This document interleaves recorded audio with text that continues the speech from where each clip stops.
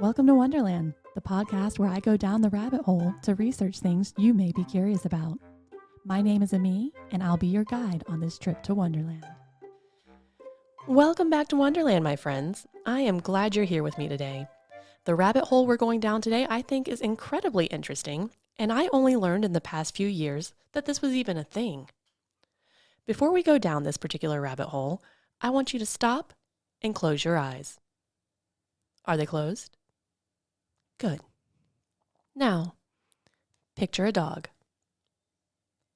Are you picturing it? What does it look like? Now picture it wearing a sombrero. Can you see it? Now picture it wearing a little shirt. What color is that shirt? Now open your eyes. How was that experience for you? Did you see a cute little dog in a shirt wearing a sombrero? Did you know that not everyone listening did? It's true. In fact, 3 in 100 people likely saw nothing as we went through those steps, including me. And more so, there's a good possibility that the 3% who didn't actually picture anything didn't know that the other 97% actually could see this image in their mind's eye. If you're one of the folks who can conjure an image in your brain, it may seem insane that there are people who can't. But if you're one of the people who can't, you might have been shocked to find out that most people can. And the fact that you see nothing is pretty unusual. I had no idea that people actually saw things when they pictured them until a couple of years ago. A coworker suggested that I check out a guided meditation, and as I listened to the speaker describe focusing on this conjured image that he was creating in the space between our eyes and our brain, I began to question, could these people actually see what he was describing as if they were looking at a picture? I know what sand looks like, and the ocean, and the waves, but I wasn't actually seeing those things as he was describing them. But it kind of seemed like everybody else was. So I started to ask people around me, could they see things like a picture when it wasn't there? And I was floored to find out not only could they, but nearly everyone I knew could. And they were baffled that I couldn't. So that's where my journey began. And to understand this phenomenon, we're going to start with how people are seeing things that aren't there. I wonder. I wonder. I wonder. I wonder. I wonder. I wonder. I wonder. I wonder. I wonder. So what is the mind's eye? The mind's eye commonly refers to the human's ability for visualization. A mental image is produced that resembles the experience of perceiving an object, event, or screen, but occurs when the thing being perceived is not actually present to the senses. The idea of mind's eye can be credited to Cicero, who referenced mentis oculi in discussing simile. He observed that the eyes of the mind are more easily directed to those objects which we have seen than to which those we have only heard. Chaucer made comment on use of the mind's eye in 1387 in The Man of Law's Tale in Canterbury Tales. In it, he is telling of blind men living in a castle. And near the castle dwelt such men 3, but one of them was blind, and could not see, except with the inner optics of his mind, wherewith all men see after they go blind. The concept of being able to visualize things that aren't there has been anecdotal for millennia. But it wasn't until around 1880 that scientists began to study the differences in how the mind's eye operates in different people. So now you know that not everyone can see things in their mind's eye. What do you think this phenomenon is called? I told you a few minutes ago about how I can't see images that aren't there. So you at least are now aware that this occurs. The term for this is aphantasia. Now, I learned about aphantasia a few weeks ago when Andy commented on my last video. I don't have any. She sees them again. Now, this is where I'd normally talk about what causes aphantasia, but of course we don't know because it was just identified a month ago. The process of visual... About beaches. While a lack of imagination may seem like a drawback, people with aphantasia seem to have developed ways around it. MX showed increased... Aphantasia is derived from the ancient Greek word phantasia, meaning imagination, and the prefix meaning without. So literally, without imagination. Another interesting phenomenon is hyperphantasia, which is the condition of having an extremely vivid imagination. It was Francis Galton who first described this condition in statistical study in 1880 on mental imagery. In his case, however, he found that it was very common among his peers. To my astonishment, I found that the great majority of the men of science to whom I first applied protested that mental imagery was unknown to them, and they looked on me as fanciful and fantastic in supposing that the words mental imagery really expressed what I believed everybody supposed them to mean. They had no more notion of its true nature than a colorblind man who has not discerned his defect has of the nature of color. Despite the lack of visual imagery being brought to light as early as the 1800s, it wasn't truly really studied until Professor Adam Zeman from the University of Exeter published a case of a patient who came to him after having lost his ability to conjure images in his brain following minor surgery in 2005. So, what sets us apart from the rest of creation? What makes the human mind different from other minds? Many people have thought about that, and there are many candidate answers, but one that's always attracted me is very broadly imagination. So the capacity to recollect the past, anticipate the future, enter the virtual world that's created by a novel or an opera or a film, or the world created by a scientist to understand something about the beginning of the universe or the microscopically small. So I rather agree with Robin Dunbar, who's an anthropologist who wrote, "What sets us apart is a life in the mind, the ability to imagine." I should say very broadly to imagine, and I'll come back to that.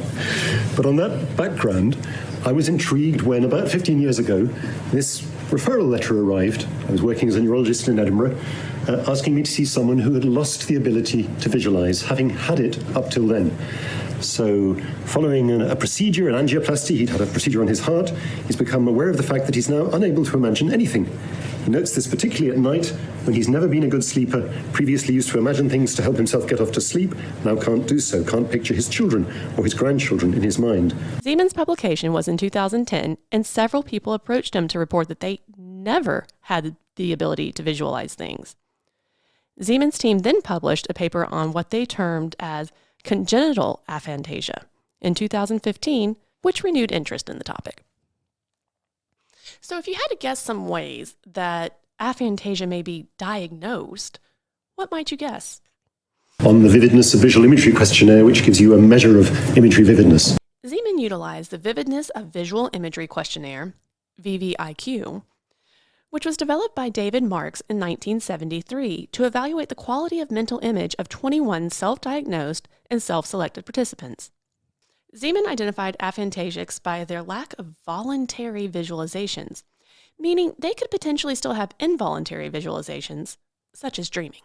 I actually fall into this category. I have incredibly vivid dreams, so it's extra strange that if I try to bring forth an image in my mind, that there's just nothing. The VVIQ consists of 16 items in 4 groups of 4. The participant is asked to consider the mental image formed in thinking about specific senses or situations. The vividness is rated along a 5-point scale. 1 is no image at all. I only know that I'm thinking of the image. 2, dim and vague image. 3, moderately realistic and vivid. 4, realistic and reasonably vivid. 5, perfectly realistic, as vivid as seeing. I'm actually going to go through the types of things asked on this questionnaire with you now. I'd love to hear your scores, 0 to 80, so be sure to comment on our social media or shoot me an email. So first, think of some relative or friend whom you frequently see, but who is not with you at the moment, and consider carefully the picture that comes to your mind's eye.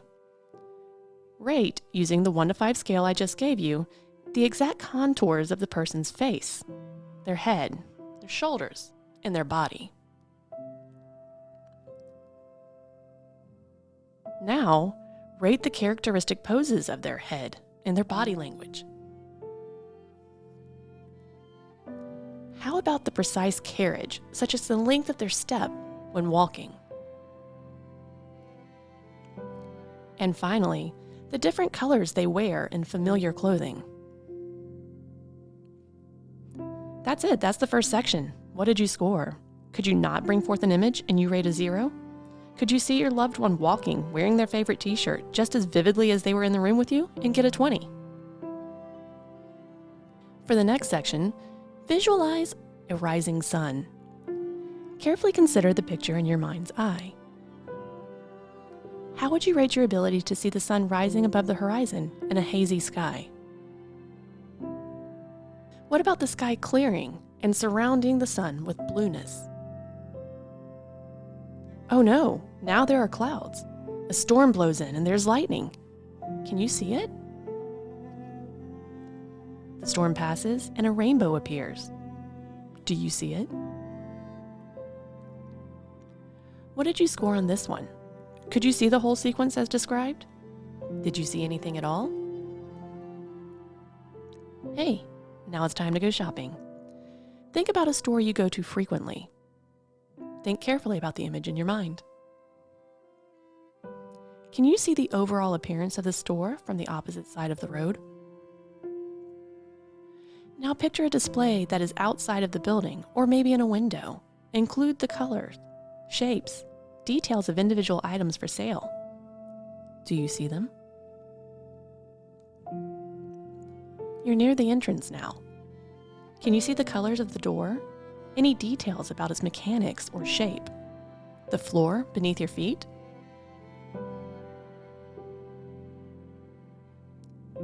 Now you can go in the shop and buy something.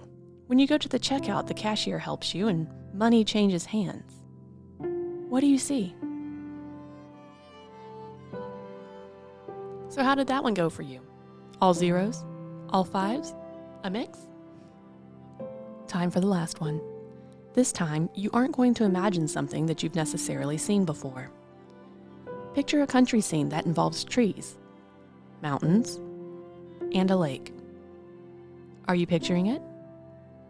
Carefully consider this picture. How vividly can you see the contours of the landscape? What about the color and the shape of the lake? How about the color and the shape of the trees?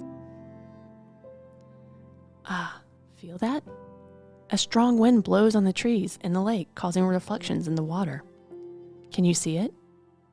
How vividly? That's it.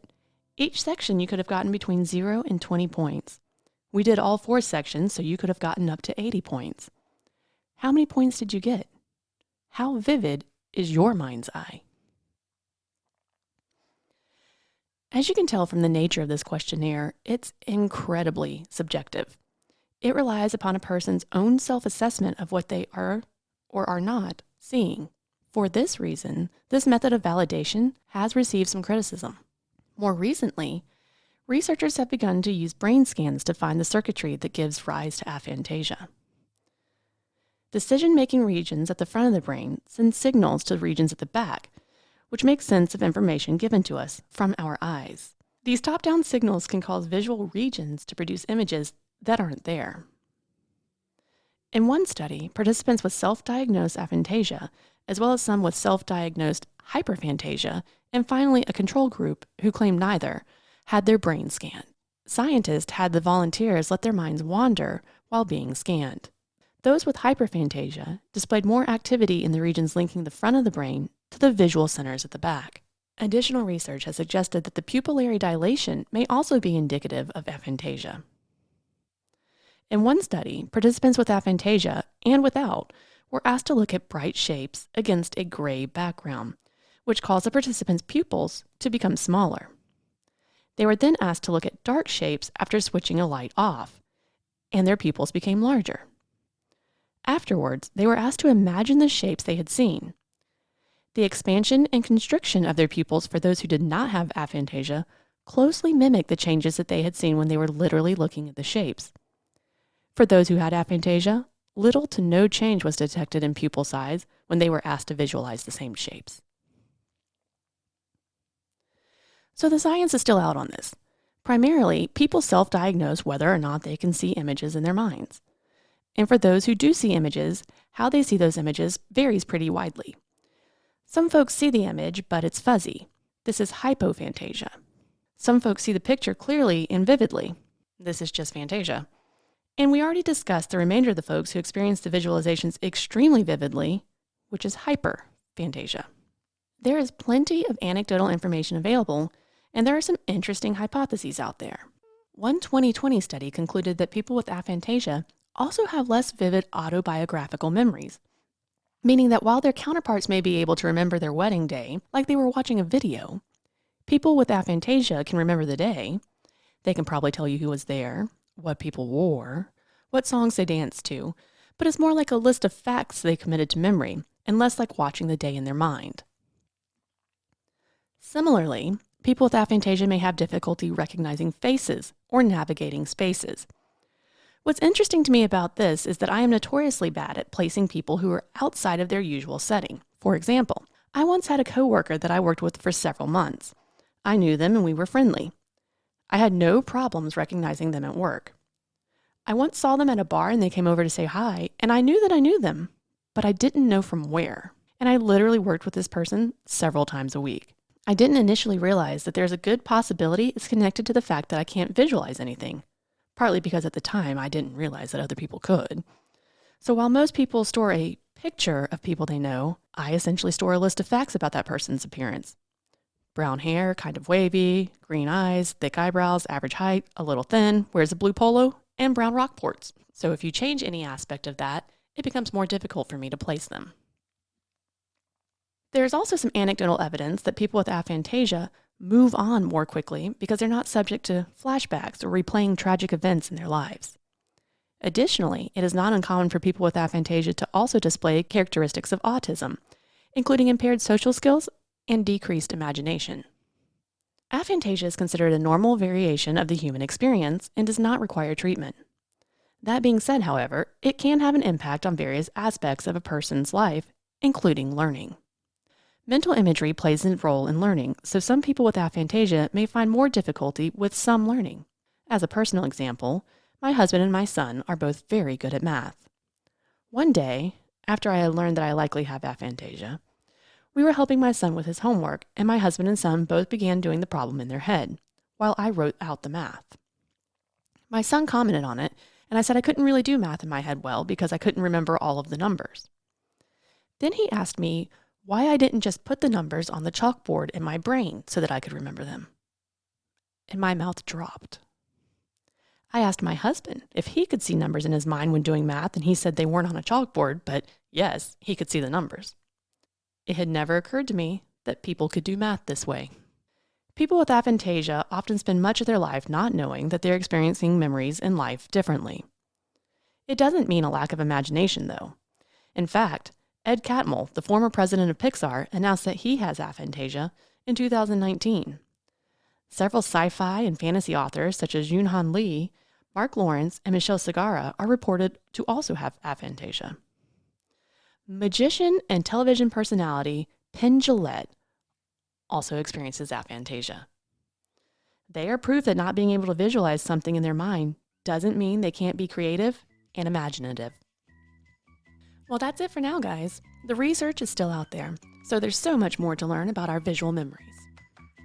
Thanks for joining me today, and until next time, be safe, be kind, and stay curious. The Welcome to Wonderland podcast is copyrighted by Amii Bland and is part of Barrett Gruber Entertainment Division. This podcast is recorded at the podcast studio at GOT Sound Studio in Lexington, South Carolina. Any thoughts or opinions expressed as part of this production are those of the host unless otherwise indicated. Subscribe to this podcast wherever you get your podcasts. Please follow, like, and share this podcast. Find us on Facebook at Welcome to Wonderland the Podcast and on Twitter at Wonderland_pod. To submit corrections, additional information, or requests for episodes, please email the host at welcometowonderlandthepod@gmail.com.